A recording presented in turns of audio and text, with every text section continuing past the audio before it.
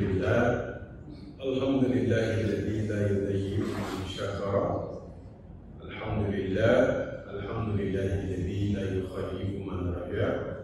Alhamdulillahilladzi yajzi bihi al-ihsani ihsana wa bisabri lijata wa ghufran. Asyhadu an la ilaha illallah wa asyhadu anna Muhammadar Rasulullah. Allahumma salli ala sayyidina Muhammad wa ala alihi wa sahbihi wa man tabi'ahum ila yaumiddin, amma ba'd. Alhamdulillah, Bapak Ibu sekalian, kita bersyukur kepada Allah Subhanahu wa taala pada kesempatan pagi hari ini masih diberikan nikmat sehat, masih diberikan nikmat iman, masih diberikan nikmat Islam, dan kita diberikan kesempatan untuk bisa hadir di majelis ilmu, majelis yang kemudian sangat dicintai oleh baginda Nabi Muhammad sallallahu alaihi wasallam. Satu majelis yang kemudian menghadirkan malaikat, membuat para malaikat itu la tadha'a ajnihataha radin di talibin, sampai mereka merendahkan sayapnya untuk memberikan satu tanda bahwa mereka itu ridho kepada para penuntut ilmu. Satu majelis yang dikatakan oleh Nabi ini membuat kita itu dimudahkan jalan kita ke surga. Amin. Nah, hari ini kita akan bahas tentang fikih yang terkait dengan DP, atau kita sering menyebutnya dengan down payment, uang muka. Bisa kita bayangkan bahwasanya ternyata satu sistem jual beli atau pembayaran yang mungkin baru populer di dunia ekonomi ya, jauh sebelum dalam syariat Islam itu sudah dibahas begini. Artinya syariat ini tidak meninggalkan satupun ruang kosong yang di situ berisi tentang aturan dan perangkat hukum. Jadi kita ini hidupnya dari bangun tidur sampai tidur itu diatur oleh syariat. Mari kita lihat uang muka. Kalau dalam fikih itu disebut urbun, nah, itu uang muka. Atau yang zaman sekarang sering disebut sebagai DP, ya, disebut dengan DP atau down payment.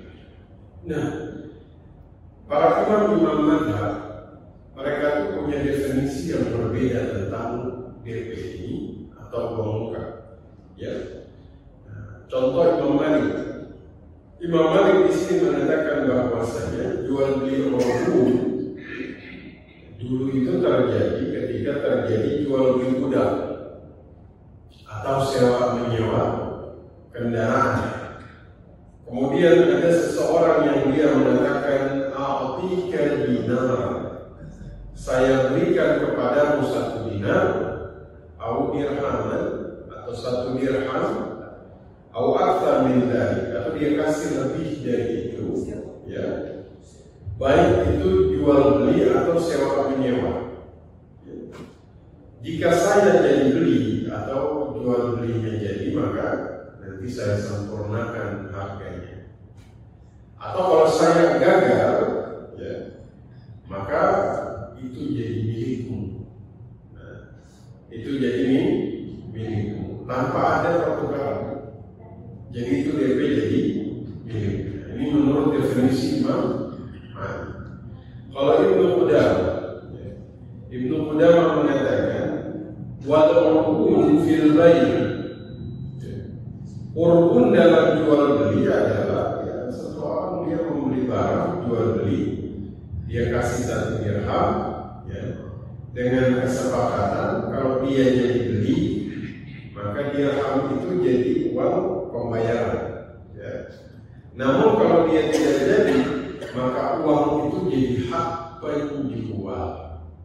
Ya, saya kira dua definisi dari Ibnu Qudamah dan Imam Malik ini memang menggambarkan satu sistem yang zaman dulu dia terjadi dan zaman sekarang masih terjadi. Artinya ada yang tidak terjadi perubahan dalam skema ini. Ya. Nah, kalau kata Imam An-Nawawi dalam Rawdatul Talibin, dalam jual beli yang diharamkan. Kalau Imam Nawawi itu sudah langsung memasukkan urbun dalam bab jual beli yang diharamkan. Wa minha bai'ul urban. Kadang urbun, kadang urban. Ya. Apa kata beliau? Orang beli barang dari orang lain, kemudian dia bayar beberapa dirham dengan kesepakatan.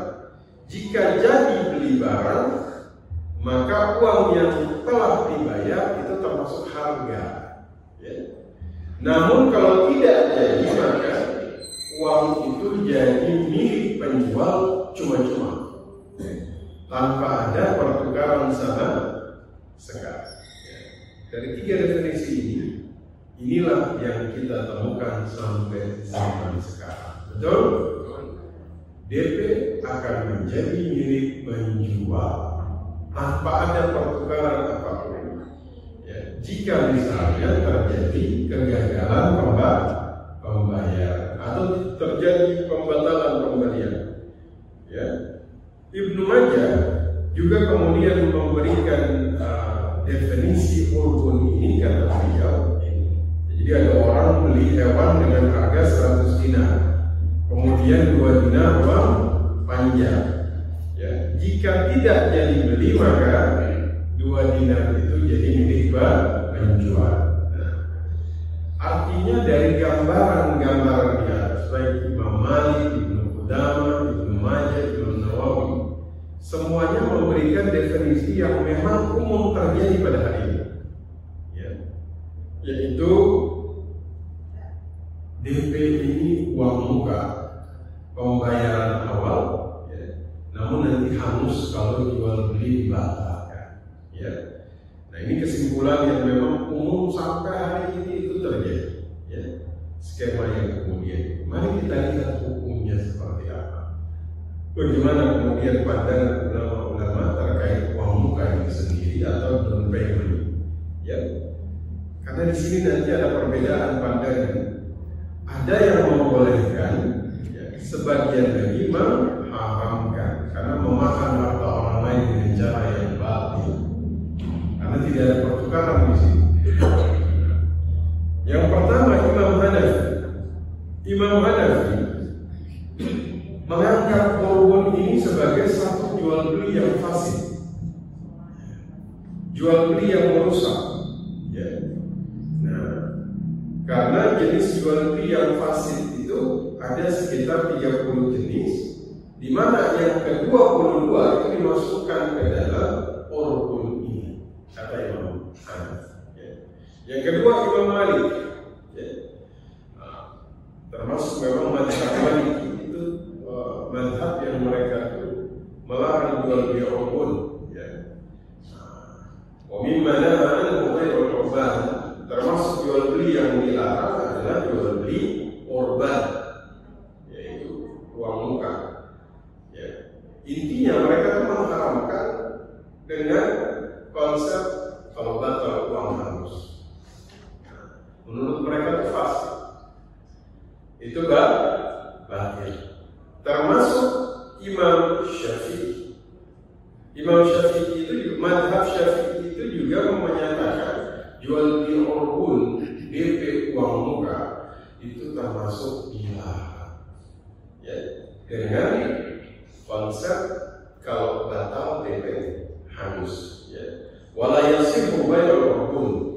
Ya, dan kemudian tidak sah jual beli urbun. Ya, itu yang kemudian mengharamkan. Ya. Imam Hanafi, Maliki, Syafi'i. Nah, mari kita lihat yang menghalalkan. Yang menghalalkan ini termasuk di dalam kitab Al-Mughni. Ya. Kitab Al-Mughni ini ditulis oleh Ibnu Qudamah, ya, salah seorang ulama besar dalam mazhab Hambali. Beliau tulis kitab Al-Mughni. Ya. Nah, menurut beliau tidak mengapa jual beli itu dilakukan dengan cara down payment atau uang muka atau uang kun, ya. Karena hal itu dilakukan oleh Umar radhiyallahu taala anhu dan dilakukan oleh Ibnu Umar. Berarti Umar dan anaknya itu melakukan jual beli urun, ya. Termasuk dari Sa'id bin Musayyib, ya. Sa'id bin Musayyib ini alim faqih, orang alim ahli fikih, tajir, pedagang yang tinggal di kota Madinah, ya. Mereka membolehkan, tapi pembolehan ini dengan catatan, bukan kemudian ketika dibatalkan kemudian harus. Biasanya yang dipotong itu hanya dana yang memang menutupi kerugian pembatalan. Misalnya Bapak Ibu beli rumah, DP-nya 20 juta, harganya 100 juta, berarti kurang berapa? 80. Ketika terjadi pembatalan, maka yang 20 ini tidak serta-merta mengikuti. Tapi yang 20 ini nanti dikurangi berapa biaya yang kemudian mengcover kerugian Bapak Ibu. Misalnya saya sudah urus ini, saya sudah urus itu, saya sudah menggunakan operasional, ya mau silahkan dikurangi. Kira-kira berapa? Misalnya 10 juta, berarti 10 juta dikembalikan. Ya, tidak serta-merta kemudian hangus di sini. Nah, maka di sini kita lihat dulu dalil dari ulama yang kemudian mengharapkan, ya. Karena kemudian dari Amr bin Shu'aib, Nabi dari ayahnya, dari kakeknya, Rasulullah Shallallahu Alaihi Wasallam itu melarang sistem uang muka. Nah, Rasulullah Shallallahu Alaihi Wasallam dari Al-Quran. Jadi Nabi melarang adanya uang muka. Ya. Kenapa? Salah satu alasannya adalah kalau batal penjual itu dapat uang di mana salah satu pihaknya itu tidak ridho. Bapak Ibu ridho nggak kalau uang mukanya habis? Ridho, Pak. Masya Allah. Ridho Bapak Ibu uang mukanya habis? Tidak. Artinya kita bicara umum dulu. Kira-kira makanya nanti kita bahas ya. Ada tuh namanya tuh iqalah. Iqalah itu namanya pembatalan atau pembatalan jual beli. Ya. Karena ada hadisnya. Barang siapa memberikan iqalah kepada orang lain. Jadi misalnya dia jual beli, ya. Terus yang mau beli ternyata dia nggak jadi. Terus dia bilang, mohon maaf saya nggak jadi beli. Oh baik, nggak apa. Ini uangnya saya kembalikan. Oh itu dia diampuni dosa-dosa oleh Allah Subhanahu wa Ta'ala. Ya. Artinya memang kalau kita lihat kondisi iqalah dengan hukum, kalau iqalah kan dia terima semua hujah dari rekan transaksi. Ya, misalnya dia sudah beli terus dia bilang mohon maaf ternyata nggak cocok. Oh kalau nggak cocok nggak apa-apa, dikembalikan. Ini uangnya nggak balikin. Oh, Masya Allah. Ya, kita kalau ketemu pembeli ke penjual kayak begitu, itu tak asal, berbekas. Artinya kita tuh akan takzim dengan dia. Tapi bedanya kalau misalnya sudah uang muka, mohon maaf saya nggak jadi beli, saya tiba-tiba punya hajat, saya tiba-tiba punya kebutuhan. Oh nggak apa-apa, uangnya hangus, pasti ada kekecewaan. Saya yang mengharapkan ini, mereka mengatakan bahwasanya ada ketidakridhaan di situ, ada ketiga rida. Ya. Ini yang kemudian membuat yang mengharamkan itu menyatakan di situ ada kebatilan. Ya. Ketika salah satu pihak itu nggak ridho dengan syarat yang kemudian diajukan. Ya. Nah, maka Imam Asy-Syaukani beliau menyatakan bahwa dari hadis yang dari Amr bin Shu'aib itu, ya, memang riwayat itu nanti saling menguatkan satu dengan yang lain. Ya. Maka di sini dalil yang membolehkan itu mereka mengatakan ada ini yang membolehkan bayar urun.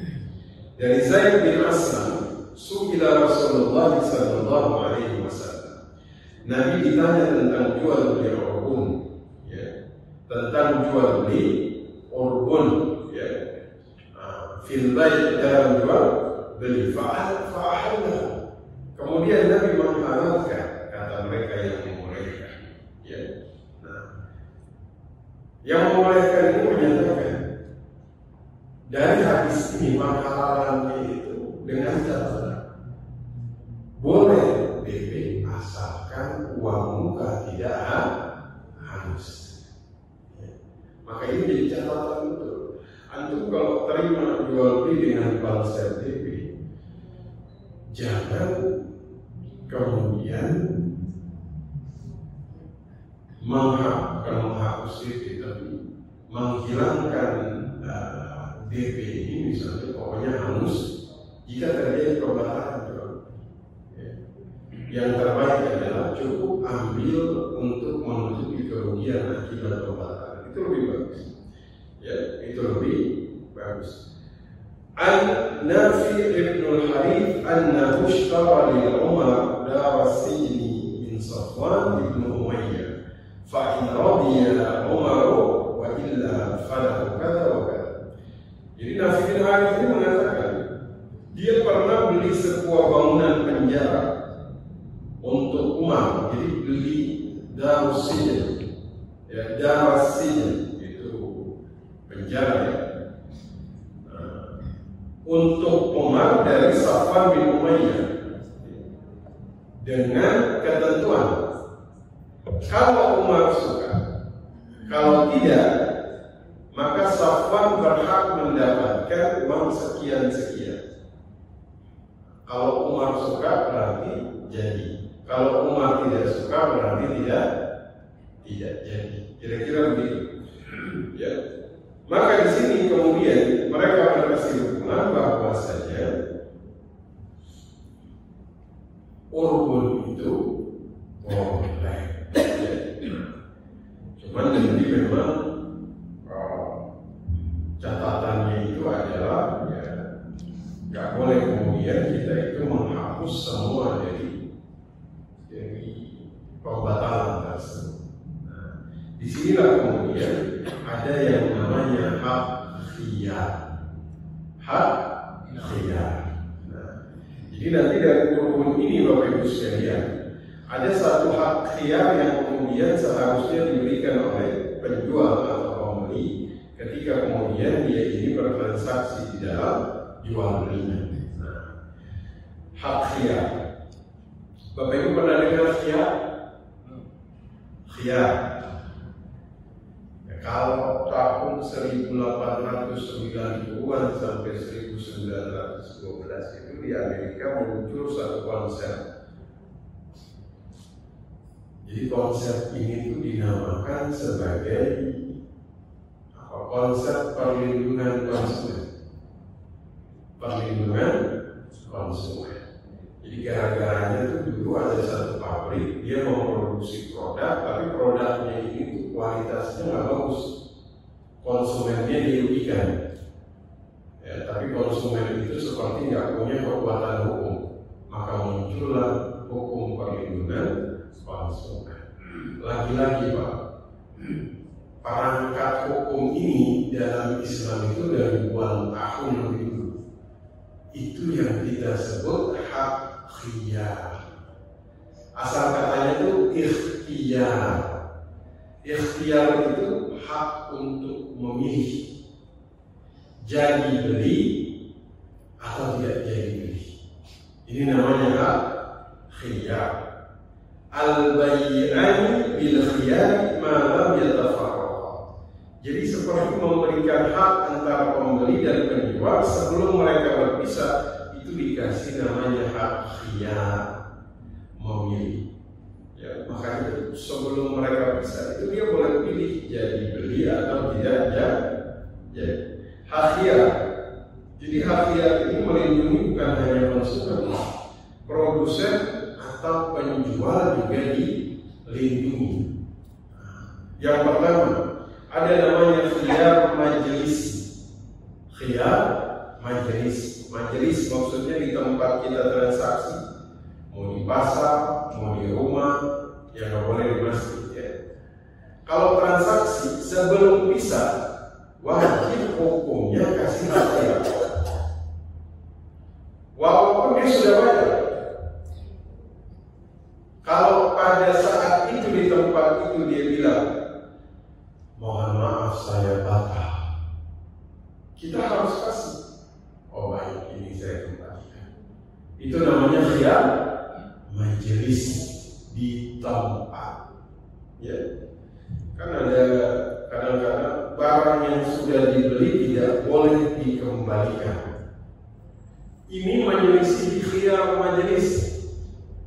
Khiyar majelis nggak boleh. Wajib hukumnya ada khiyar majelis di tempat. Misalnya dia tulis barang yang sudah dibeli boleh dikembalikan selama masih ada di toko. Nah itu namanya khiyar majelis. Yang kedua ada namanya khiyar syarat. Khiyar syarat itu sebenarnya perpanjangan dari khiyar majelis. Dia ngasih waktu dipanjang. Misalnya Bapak Ibu jual motor, terus ada khiyar majelis, khiyar syarat. Boleh saya minta khiyar? Boleh. Berapa lama? 1 minggu. Jadi selama 1 minggu itu misalnya dia cocok, berarti dia jadi beli. Kalau dia nggak cocok, dia boleh mengembalikan. Wah ini dahsyat tuh. Orang yang takut ngasih khiyar, biasanya orang itu dia sedang menyembunyikan sesuatu pada barang dagangan yang dia jual. Ya. Bapak Ibu kalau dagang berani ngasih khiyar, harus keren. Misalnya khiyar jual di motor, Anda kasih waktu untuk 1 minggu, silakan Pak. Ya. Silakan dipakai. Ya. Tapi biasanya misalnya motor bekas, ya. Mungkin kalau motor baru khiyarnya khiyar majelis saja, karena motornya masih baru. Ya, misalnya boleh nggak jadi, boleh jadi hanya di tempat jualan, di showroom. Tapi kalau sampai jual beli motor baru dia minta khiyar, kayaknya khiyar syarat. Ya, mobil baru dia minta khiyar 1 minggu, sepertinya nggak bisa. Kalau yang baru itu cuma bisa khiyar majelis. Kalau khiyar syarat biasanya perpanjangan waktu. Pernah nggak Bapak Ibu ketemu sama penjual yang dia bilang, ini udah bayar, terus dia bilang, saya kasih waktu antum pakai 2 minggu. Kalau nggak puas sama barangnya, masih boleh dibatalkan. Masya Allah. Kalau ketemu penjual kayak begitu, nah itu berarti dia sedang memberikan khiyar syarat. Ya. Al-muslimun ala syurutihim katanya, illa syartun harama halalan atau syartun ahallu haram. Jadi kaum muslimin itu mereka mengikuti kesepakatan dan syarat selama itu tidak mengharamkan yang halal atau menghalalkan yang haram. Ya. Nah. Yang ketiga, jadi tadi khiyar majelis, berarti ngasih kesempatan penjual pembeli di tempat jual beli untuk jadi atau tidak, batal atau lanjut. Yang kedua ada namanya khiyar syarat, itu perpanjangan. Yang ketiga ada namanya khiyar aib. Khiyar aib. Misalnya, saya beli barang ini, saya beli mobil dari Bapak, tapi saya minta khiyar aib. Kalau saya menemukan ada aib, maka saya boleh minta batal. Oh, silakan. Saya memberikan khiyar aib, ya, agar nanti kalau Bapak itu temukan aib, berarti jual belinya kita batal. Saya kembalikan uangnya, silakan Bapak kembalikan barang saya. Ya. Nah, jadi nanti kalau ada aib, misalnya saya beli motor harganya 10 juta, apa aib dari motor yang kira-kira bisa mengurangi harga Bapak? Apa kira-kira? Mesin, aki, mesinnya apa dari bagian mesin yang fatal, yang menyebabkan motor itu harganya berkurang kira-kira? Filter oli, ya. Misalnya filter olinya ini ternyata rusak begitu. Nah, dari 10 juta saya minta khiyar. Khiyarnya ini bisa dua, minta ganti uang filter oli 1 juta, maka dia kembalikan ke saya 1 juta. Itu namanya ganti, ya, dalam khiyar. Namun ada juga al-bai' bi syarat al-bara'ah. Dia lepas tangan, Pak. Lepas tangan yang kalau dalam jual beli itu kita biasanya mengatakan jual barang apa adanya. Saya jual mobil, ya, barangnya apa adanya, kondisi apa adanya. Gimana kalau saya menemukan aib dengan jual beli seperti ini? Saya bisa komplain atau tidak? Tergantung di sini terbagi menjadi dua, Bapak Ibu sekalian. Kalau di awal, ya, misalnya mereka jual beli, dia memang penjualnya nggak tahu kondisi mobil ini seperti apa. Dia cuma bilang apa adanya. Waktu datang pembeli, dia cek, dia sudah temukan aib-aibnya, dia sudah tahu, sudah bismillah, sepakat, asal. Yang bahaya adalah ketika misalnya dia tahu, dia itu cuma bilang barang kondisi apa ada. Sebenarnya dia tahu, tapi dia nggak mau ngasih tahu aibnya. Maka wajib di sini dia ganti ketika pembeli menemukan aib. Nah, ini penting, karena biasanya itu banyak pedagang yang pintar. Dia tidak mau memberitahu aib, dia hanya menyatakan apa adanya kondisi. Ini biasanya untuk mengelabui pembeli-pembeli yang tidak mengerti tentang barang, ya, untuk menutupi aib. Makanya ada namanya khiyar. Yang keempat, khiyar ghaban. Nah, ghaban ini biasanya tuh kalau ada pembeli yang bohongi dengan harga yang dia nggak paham, nah itu dia boleh minta khiyar ghaban namanya. Ya. Dia beli ternyata harganya ini harga yang jauh di atas harga pasar, dia ditipu karena dia polos. Saya bisa minta khiyar ghaban, itu bisa dibatalkan. Ya. Jadi zaman dulu itu nggak ada orang yang kemudian ditipu. Sampai ada namanya talaqi ruban. Dia ke tengkulak, dia datang ke petani. Ya. Petani ini dia bohongi tentang harga pasar. Ya, harga pasar 20.000, dia beli dari petani cuma 2.000. Dia manfaatkan kerugian dari petani untuk dapat harga setinggi-tinggi. Ketika petani menemukan ternyata saya ditipu karena ketimpangan harga yang begitu jauh, petani itu bisa minta kepada pemerintah namanya khiyar ghaban. Khiyar ghaban, saya minta khiyar, maksudnya itu bisa dibatalkan jual belinya gara-gara dia sudah dapat harga yang tidak jujur di sini. Makanya bagaimana kita kemudian melihat iqalah tadi? Iqalah itu pembatalan transaksi. Ketika kemudian ada sesuatu, termasuk dalam DP itu suka harus bergeria. Kita memberikan yang namanya iqalah. Ya, ada orang udah DP, terus dia batal. Kalau kita nggak rugi apapun, monggo silahkan dibagi. Kalau kita rugi, maka kita ambil hanya sesuai kerugian kita. Tadi yang kami sebutkan di awal, ulama yang kemudian melarang, karena konsep zaman dulu itu ada yang batal beli uang halus. Ya. Sementara baginda Nabi Sallallahu Alaihi Wasallam bersabda dari Abu Hurairah, "Man aqala musliman aqalahu Allahu athrata."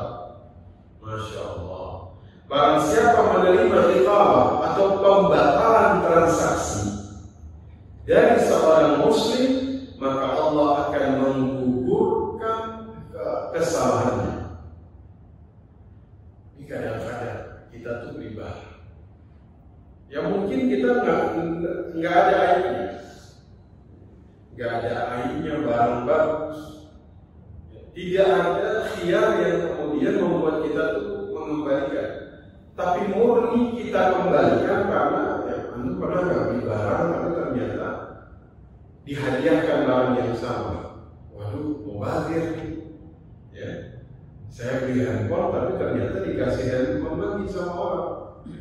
Karena mau bazir, saya bilang sama pembeli, mohon maaf, ternyata saya sudah punya barang yang sama. Boleh nggak saya kembalikan? Oh, nggak apa-apa. Ini uangnya, mana barangnya? Itu namanya iqalah. Kata Nabi, barang siapa menerima pembatalan transaksi dari saudaranya, maka Allah gugurkan kesalahan-kesalahannya. Masya Allah. Maka ini sama kayak konsep kita menerima iqalah dari orang yang membatalkan jual beli yang sudah di DP. Ya. Kalau ada misalnya kita ketemu pedagang, saya DP untuk beli ini, tiba-tiba di tengah jalan, mohon maaf nggak jadi, saya punya hajat lain, ya saya lagi ada butuh, ini saya kembalikan semua, karena memang tidak ada kerugian sedikit pun yang saya dapatkan. Masya Allah. Ya, kalaupun misalnya ada kerugian, dia sampaikan saya potong karena kemarin sudah ada operasional, sudah ada ini, ya, makanya saya potong 20%. Monggo silakan. Ya. Alam melihat kita menemukan di sini bahwa inilah tujuan syariat Bapak Ibu. Hifzul mal, saling menjaga harta satu dengan yang lain, sehingga tidak ada kebatilan di dalam jual beli. Ya. Lagi-lagi kebatilan dalam jual beli itu bisa menyebabkan keberkahan dicabut oleh Allah Subhanahu wa Ta'ala. Jadi saya kira pagi ini saya akan bahas tentang DP saja, ya. Dengan khiyar, insya Allah kita akan melanjutkan materi di 2 minggu. Silakan kita diskusi saja di akhir.